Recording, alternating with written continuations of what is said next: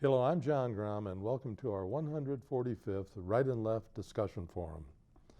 Today, our panel will discuss the various opinions and conclusions reached by politicians, pundits, and political reporters, as well as our panel's own points of view based on actually reading the Mueller report. We hold our televised discussions twice monthly to demonstrate the value of civil, productive, open-minded political dialogue. Today's panel, beginning on my left, is Dr. Ronald Chamberlin, retired senior research chemist. On his left is Bryan Lauhbaugh, president of R&B Financial Services. On his left is Patty Haskins, member of the Wadsworth City Council. And on her left is Joe Gaines, member of the faculty of the University of Akron.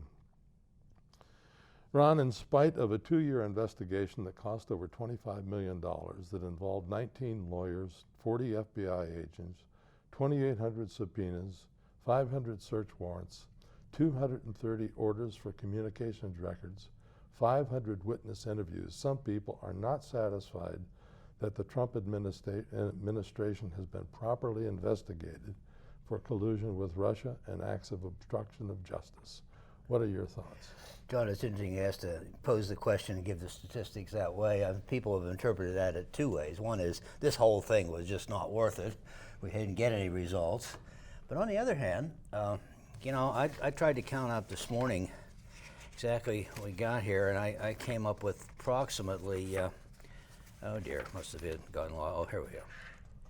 With, depending on how many of the people in the Russian troll farm were actually indicted.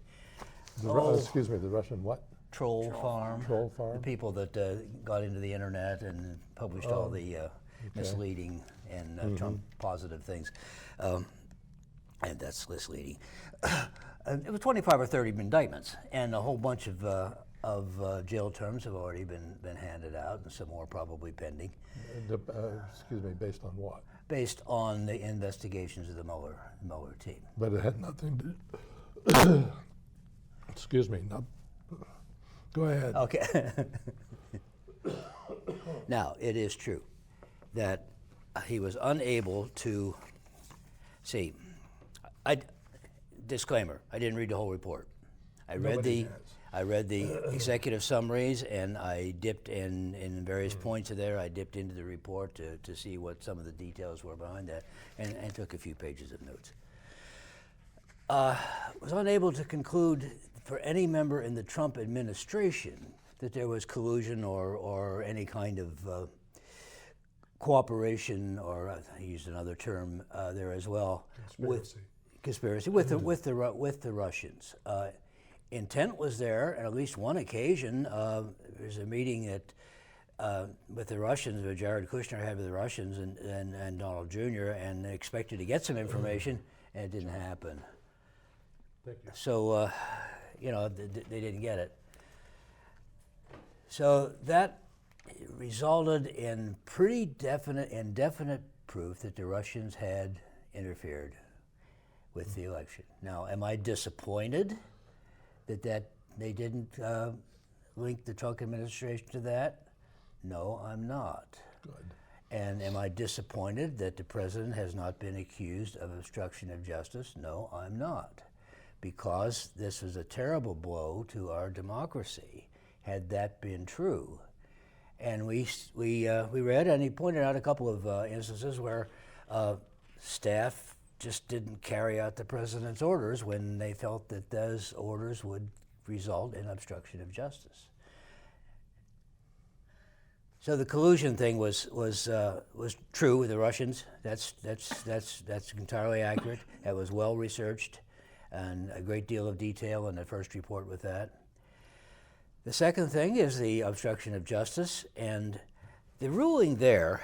And he talked to the counsel, to the legal counsel in the government, and concluded that you certainly could indict a sitting president, but it hasn't been done, and reasons for not doing it.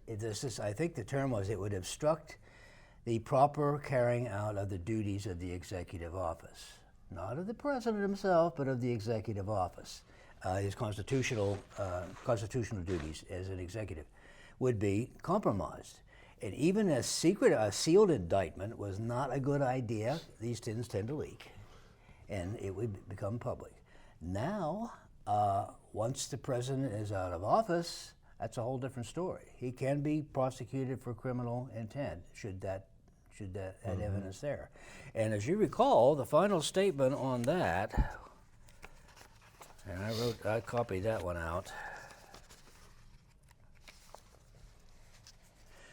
Because we determined not to make a traditional prosecutorial judgment, we did draw ultimate conclusions about the president's conduct.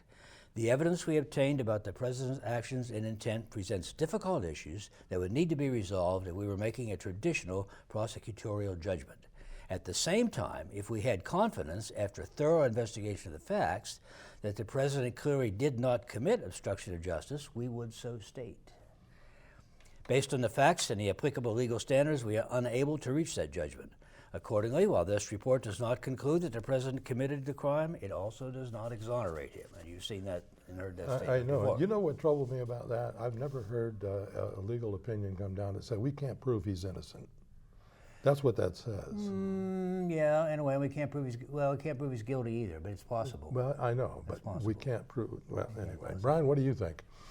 Well, you know, after all this time, it's pretty clear that Bob Mueller did his job, and everybody's screaming now that the Attorney General is somehow a slacky because he's doing what Attorney Generals do.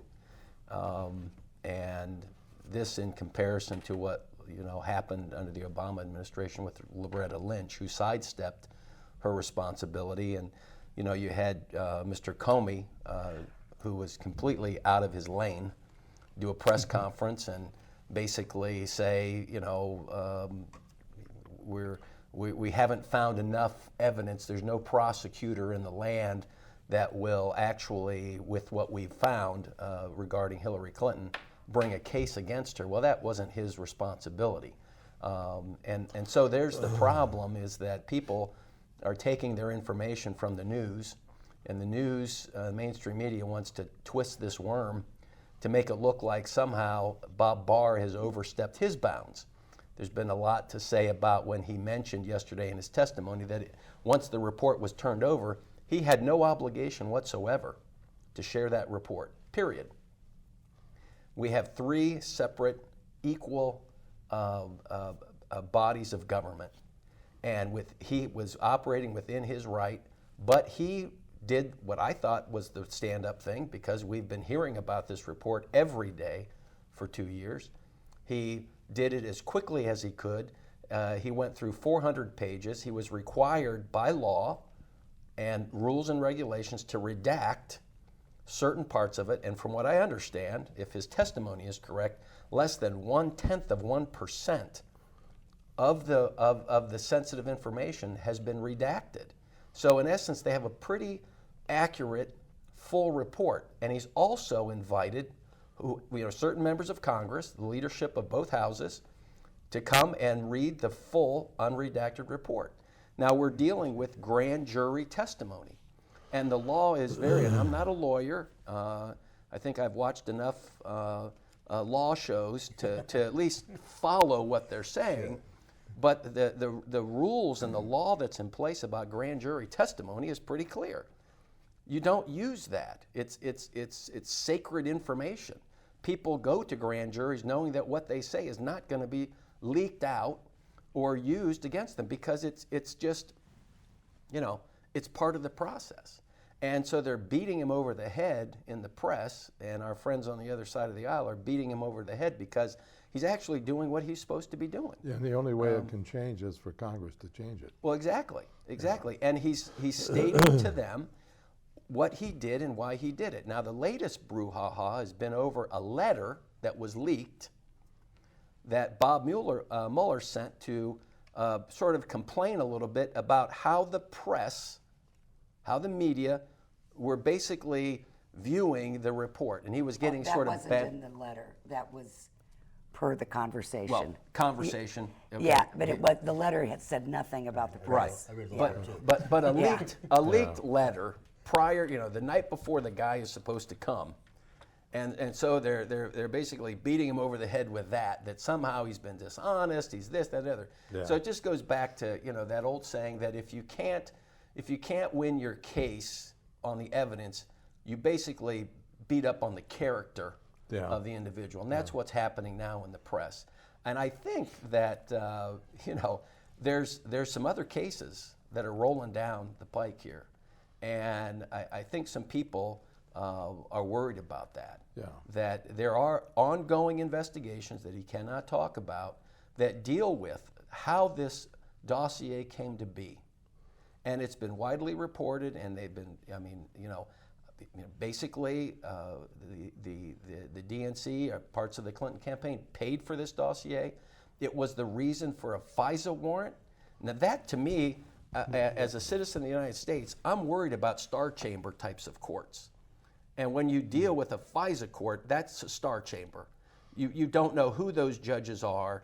The evidence is presented in sort of a grand jury format, and an application for this warrant was approved multiple times on the basis, and this is sworn testimony by I think he was the assistant FBI director, Andrew McCabe, that the basis for that FISA warrant was this dossier, which now has been proven false.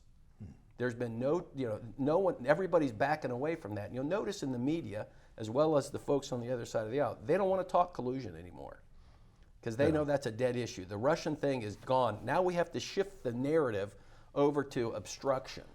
So it's disappointing. I agree with Ron. I'm happy that the President of the United States did not collude. And I want to make a difference here. The Russians did interfere in our election. They did. But the Trump campaign did not collude with now you can get into all the legal definitions of collusion and interference, but the fact of the matter is these a whole host of attorneys, and Mr. Trump tweeted about them, they weren't his preferred pick. I mean, most of them were Democratic. They were stand-up types of attorneys and investigators. They were bound, if they were going to find something, they would have found something. And after 2 years, they did not. They didn't find enough evidence to bring any of these things, and they don't exonerate people. I go back to when Bernie Sanders' wife was investigated for bank fraud. They didn't make any determination. They said, we haven't found enough evidence. We're not, we're done. We can't prove we she's can't. innocent. We're not going to. We can't prove she's. We can't prove she's guilty. We can't prove she's innocent. So we're done. And everybody leaves that. But now all of a sudden, because he's not, Mueller's not out there saying what they want him to say, everybody's upset about it. Yeah. So. A couple of comments on what you said. You look at that report in the redacted areas, and some pages are almost entirely black. But as you can gather from the what's said before and what's after those, you can see that those were that kind of thing.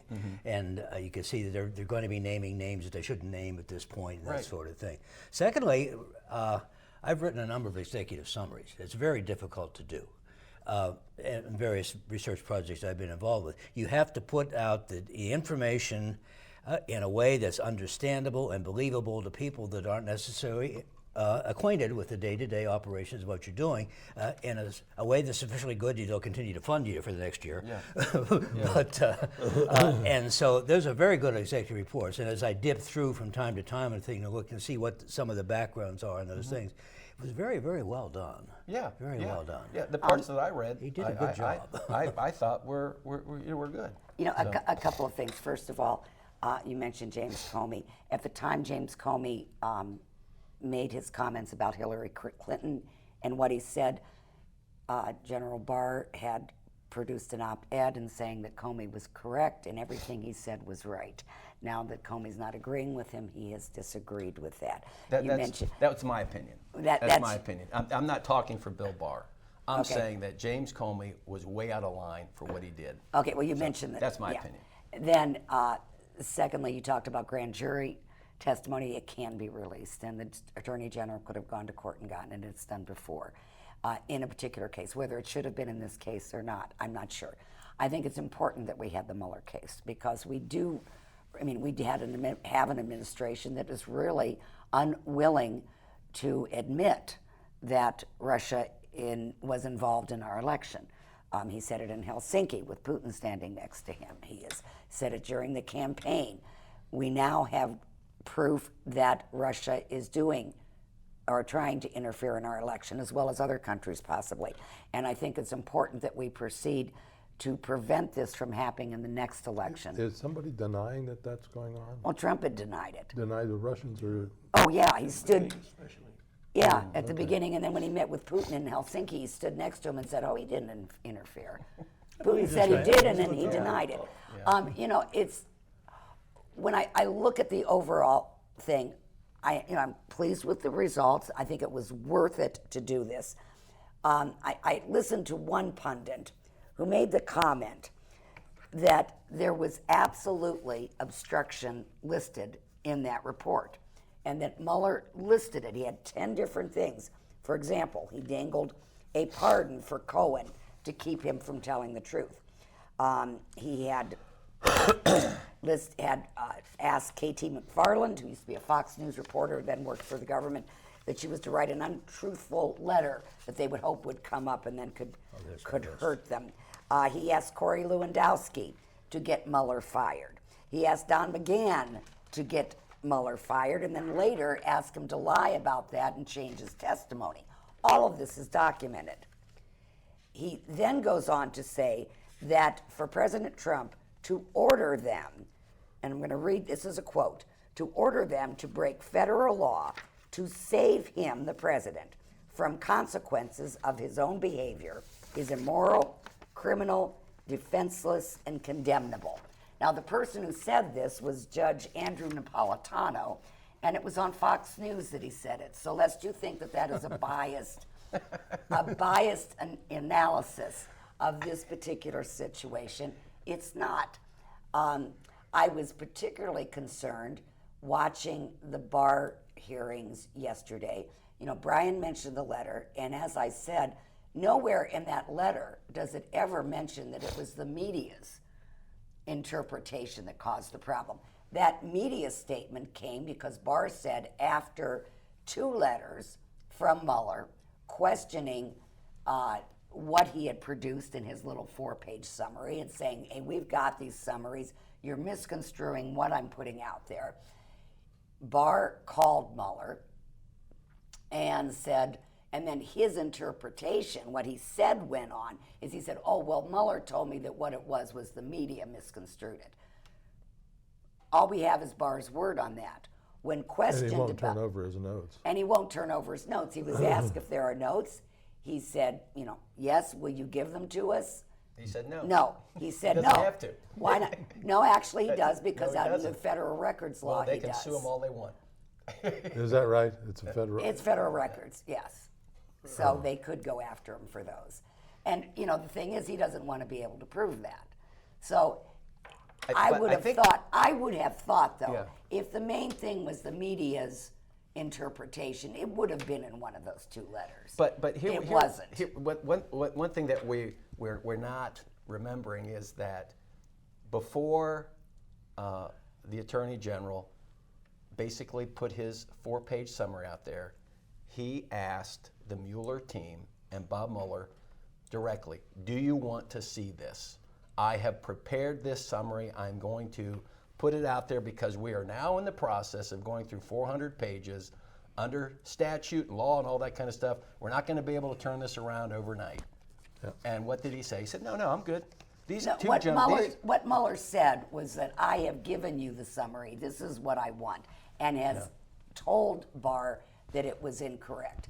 I thought Barr was extremely evasive yesterday. I was very concerned Oh, that about was a master class. When, oh my goodness, when he knows the was law. asked about, I mean, there were 14 indictments that are still sealed, which I think the media said they know probably who 2 of them are. I don't, but there's 12 other indictments that are out there pending.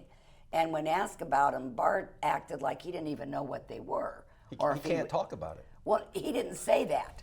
He acted as if I don't recall what. Well, I think he said. Well, I don't have a recall list what in it- front of me, I think he said Right. at one point, you know. Yeah. So. Well, Joe's wondering if the clock is going to wind down before he gets a chance to speak. My point is I'm confused, and I'm confused because of what is being not done and done by the president. let me just read this for a moment.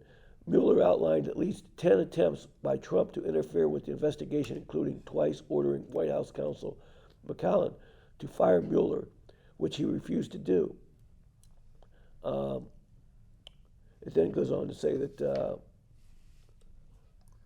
let's see, where was I at? I have all 10 of them in front of me here. Well, the thing is, my problem was, from the very beginning, Trump looked at the Mueller report and said, we don't need it. It's wrong. Why are you investigating me? If you have nothing to, I was always taught that if you have nothing to hide, let him investigate you. If you have nothing, if you didn't do it, please check me out. Yeah, well, in defense of Trump, he knew that he wasn't guilty of any kind of collusion, and he saw this incredibly I don't long. think he knew that. What? I don't think. I don't think he knew that at all. I You think don't if think anything, he knew what he did and didn't do? Wonder sometimes. I really wonder. Good. Yeah. I'm sorry. I don't mean to be arrogant or facetious, but I really wonder if he does know what he's doing But at I don't times. think we know everything he's done. No. Oh, there's No. no end to the nasty things you can say about somebody you don't like. All of us sitting here, if we went through the same microscope, they'd find something. Yeah. Oh, yeah. I'm wondering Yeah, if yeah. this whole thing sets a new standard for how we look at presidents. Well- I mean, there were people called for his impeachment on election night. I mean, there Well, were, I'm not for impeachment at all, to be honest about it, because I think it would cause more problems. than anyway, would be I worth. interfered with But- you, Joe. I'm sorry. Well, I just want to say that Trump's lawyers refused to let Mueller's team question him in person, and in responding to written questions, the president said some version of "I do not recall" more than 30 times. He didn't remember. He didn't recall. He doesn't know. I don't know. I don't know. I mean, that to me is And with no questionable. chance of follow-up. Right. That's the big thing. There's a very good point. He knew when Mueller was appointed that there could be problems here, and he did everything he could, I feel, to prevent Mueller from doing his job. He could have fired him. Wait a minute. I mean, He did not attacked him declare from the executive beginning. privilege. He turned over 1 million documents. What do you mean he trying to prevent him from doing his job? Well, he attacked him. All he did was constantly attack. Well, that yeah, was he wrong, called it was a witch wrong. hunt. Refused to Yeah, testify refused to before testify. him. Yeah, but he I mean, I can let cooperated. you do everything, But what I read on the reasons why Mueller did not pursue, they had enough of his testimony, they had enough of the records, they had enough of everything they needed to make their case, and they felt like they didn't need to, go into that dark and murky swamp of, subpoenaing, Donald Trump. Well, we don't know though what Barr had said to Mueller, if he had ordered him to. I've heard, conspiracy theories that he's ordered Mueller to end this. One of the things I heard yesterday that was concerning is that, Barr said, if the president, is determined that he's innocent, if he's determined he's innocent, then there's no way that we should be having an investigation of him. He should have fired Mueller and canceled it because he felt he was innocent. He could have. Yeah, but that's like Banana Republic. But see, the thing is, though, If the- that's but the power of the presidency. But That's the power no, of the that is executive not the branch. power of the It is. presidency. It is, and we've had it all along. When the Clintons got a little, all this, we can go whataboutism all morning long when we start talking about these things. But the fact of the matter is, we have 3 separate and distinct branches of government, and it's very clear what the presidential powers are, whether you like it or not.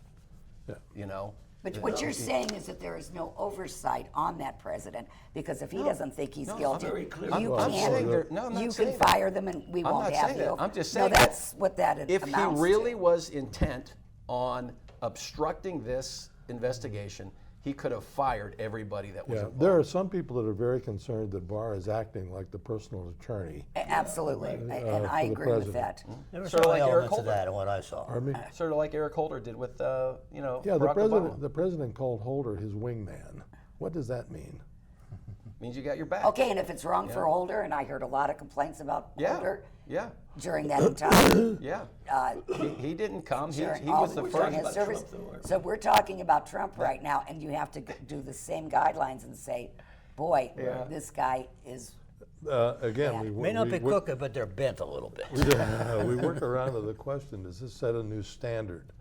To the next time, the next president who's elected, whether it's a Democrat or a Republican, are we going to put them under the microscope immediately, like we did with Trump? Sure, there are employees in a way. Okay, but we're going to start the investigation on Inauguration Day. I think Well, Trump Well, it has put depends on what himself they've in done. a Yeah, microscope. he's done things that other presidents have not done. I He's think not that your. one of the quotes I that have a hard- stuck with me was when basically the Attorney General said, you know, this, in essence, it's really dangerous when we start to weaponize the different branches, the Justice Department, you know, the IRS. It's very, very, you know, you're going down a road that we don't want to. When you want to politicize everything and make it into a criminal case, I mean, the Founding Fathers were pretty clear about this when you start reading it. They had these same concerns. And everybody's had concerns about special counsels for many, many years, both on the right and on the left. Lock her up. You know. Excuse me, Trump did And, the same and thing. you know, you can talk about She it may now. get locked up you know. yet. Today, our friends on the other side of the aisle are screaming about the special counsel and everything. They weren't screaming about it, you know, several other administrations ago. So I mean, it needs Yeah, to we be looked were. at. Some of us were. Yeah. Not all of you. The most distressing thing to me is the terrible politicization of this, as you said. And I usually watch PBS News, and they had a Republican from the Judiciary Committee and a Democrat from the they were at completely poles apart. You know, exactly. Okay, well, as you would expect. that about does our time, folks. Thank you very much. And we did not need security.